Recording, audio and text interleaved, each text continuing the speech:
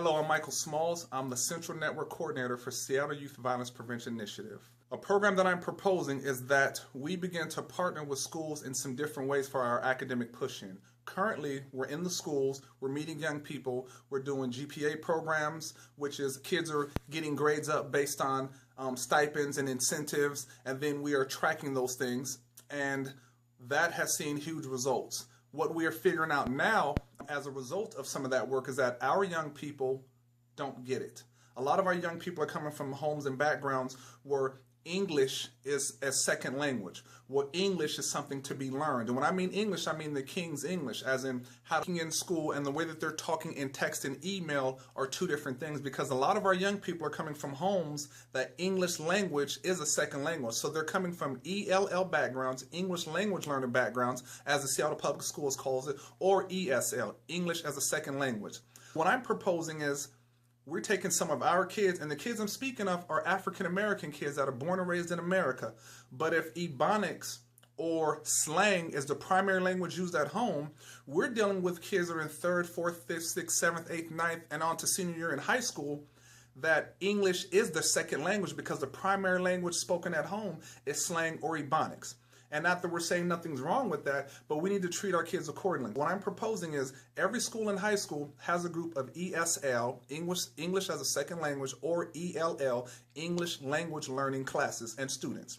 They're typically kids that are not born in America, or if they are, their families do not have a good concept or good grasp of the King's English, which is what we use in academic settings. So what I'm proposing is that we begin to take small cohorts of our African American students and begin to enroll them in ELL or ESL programs. It'd be nice if we can run some pilot programs with the existing systems, because ESL and ELL already exist in certain schools. What we would do is find the groups of young people that are willing to do the work, that are willing to go to the classes, and they have some familial and some background supports, and roll in small cohorts of kids. So it would be nice if we could run pilot projects with about 15 to 20 kids from the 5 area high schools and get 3 or 4 kids in per school and see how those young people do, and that will be our pilot project. One thing that does is we don't have to recreate a system because ELL or ESL already exists. The teachers are going to have a different understanding from these young people because the young people are not reading and writing at a proficient level, just as our ELL and ESL students are.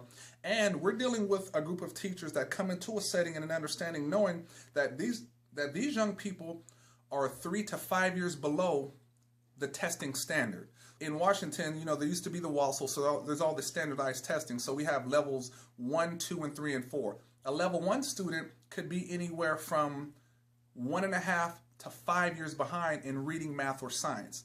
A level 2 student could be anywhere from 1.5 to 3 years, and then a level 3 student might be a year or so behind or somewhere right on par, and then level 4 students are ones that are going to be exceptional or above board. Is to take small cohorts, roll these kids into the existing systems and program, and treat these young people as what they truly are, they're not being supported and they're not mastering the language necessary to be proficient and necessary to excel in the academic settings that we currently have here in the state of Washington and all over the country. This proposal I know will work because the systems are in place. We don't have to spend any extra dollars. We just have to spend the foot time to find the young people that are willing to do it and move forward.